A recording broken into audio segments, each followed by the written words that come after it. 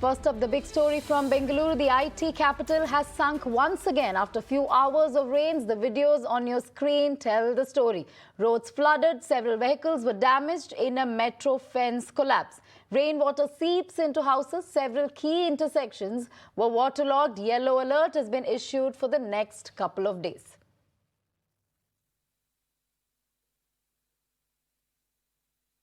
So those are the visuals on your screen telling the story of Bengaluru monsoon mayhem. In fact, roads have been flooded. Several vehicles, as you can see on the screen, were damaged in a metro fence collapse. In fact, rainwater seeped into several houses. Many of the key intersections were in fact waterlogged. In fact, yellow alert issued for the next couple of days in the IT capital. ನಮ್ಮ East ಝೋನ್ನಲ್ಲಿ ಜಾಸ್ತಿ ತೊಂದರೆ ಉಂಟಾಗಿದೆ. ಎಲ್ಲ ಕಡೆಗೆ ಮಳೆ ಬಿದ್ದಿದೆ. But ಜಾಸ್ತಿ ತೊಂದರೆ ಆಗಿದ್ದು ಬೊಮ್ಮನಹಳ್ಳಿಯಲ್ಲಿ ಏರಿಯಾದಲ್ಲಿ HSR ಲೇಔಟ್ನಲ್ಲಿ ಆಗಿದೆ ಮತ್ತು ಶಿವಾಜಿನಗರ ಆ ಕಡೆಗೆ ಈಸ್ಟ್ ಝೋನ್ನಲ್ಲಿ ಜಾಸ್ತಿ ಆಗಿದೆ. ಅದಕ್ಕೆ ನಮ್ಮ JC ಇತ್ಯಾದಿ ಅಲ್ಲಿಗೆ ಹೋಗಿ ಏನೇನು ಮಾಡಬೇಕು ಮಾಡ್ತಾನೆ ಇದ್ದಾರೆ. ಅಲ್ಲಿ ರಿಲೀಫ್ ಕೆಲಸನೂ ನಡೀತಾ ಇದೆ. ಆ ಪಂಪಿಂಗ್ನು ಮಾಡ್ತಾ ಇದ್ದಾರೆ. ಇಲ್ಲಿ ನಾವು 4ನೇ ದಿವಸ ನಮ್ಮ ಇದರಲ್ಲಿ We have Thoya Jakshi live with us. Thoya, take us through the situation on the ground as we speak. We were discussing how things haven't changed ever since, we witnessed the last monsoon and how things had gotten out of control at that time. But worrying situation still. What we are seeing is waterlogged roads, inundated places and, of course, the vehicular damage and so on. Take us through the situation on the ground as we speak.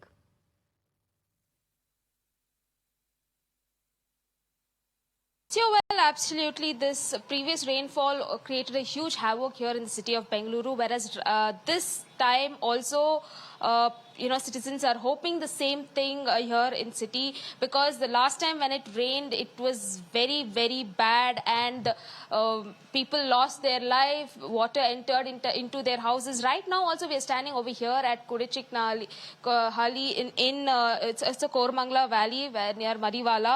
But as you can see, this house is completely been flooded and waterlogged, and you can see so they have lost so many valuable things. The storm water drain overflowing and water entering into the houses, and it's also gone inside a god's room over here. And you can see over here the water is also been logged, and this is not the first time that is happening.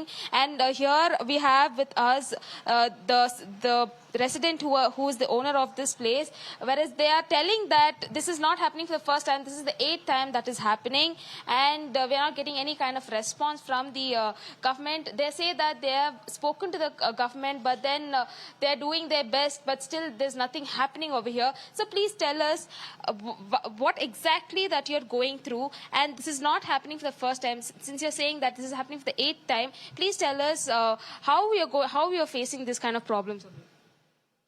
See, this is happening, as I told you, since 2005. Every year when there is a heavy rain, it floods. This area is flooded, and all the houses, it will be drowned with water.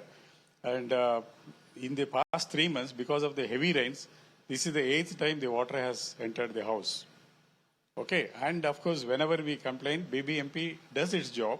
They do stationed pumping with this thing, and it is pumping it out.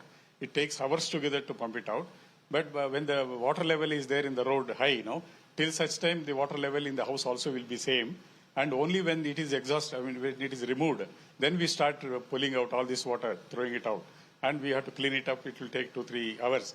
In this, generally it is 8 to 12 hours or 14 hours, the water will be remaining in the house. Sir, has the local MLA and the BBMP officials, have they come and visited this area, sir?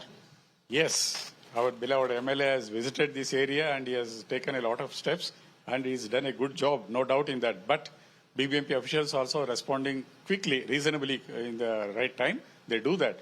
But in spite of all that, the basic issues, somehow or other, it is not getting solved. Because heavy water inflow from, as I said, from the Ulimavu Arikere side is not passing through our area and going next to Madiwala Lake and further down. This is the main reason for all these problems. Why it is not going is a very big issue. In 2005, there was only one outlet from this area to Madiwala Lake and all. Now that has been increased to 4 now. In the years to this thing, we have been requesting and they have made 4 outlets from our area alone. In this, within the span of half a kilometer, there are 4 outlets now. But in spite of that, still, because of the population increase in the past 15 years, plus the amount of water flowing out is more, and it is still not able to carry on to the other side and going away. That's the only main reason for that. Even today, if you take, for example, for the past more than 12 hours, now they are pumping it out. Water is not getting exhausted because the more they pump it out, the more water is coming from the adjacent areas and filling it up this area. That itself shows that how much, even though in spite of having an outlet, 4 outlets, why the water is not draining it out. That means the other side, the stormwater drain, so-called, is already full. Yes. Why it is full? Because there may be a slit inside and the depth is not being maintained regularly.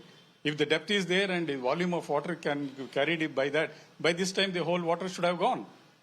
So the main reason is that they have to scientifically desilt it every 3 months or 2 months because sewage water is following the stormwater drain instead of rainwater. So the whole year it is full. So whenever there is a little rain, then it will further full and this level goes up so that this water will not be able to flow out. That's the only reason. If the government is serious to solve the problem, they have to deepen the stormwater drain and see that the water flows out anytime whenever there is rain. That should go to their mind and they should do it. If they're not doing it, they're failing in their duty, that's all.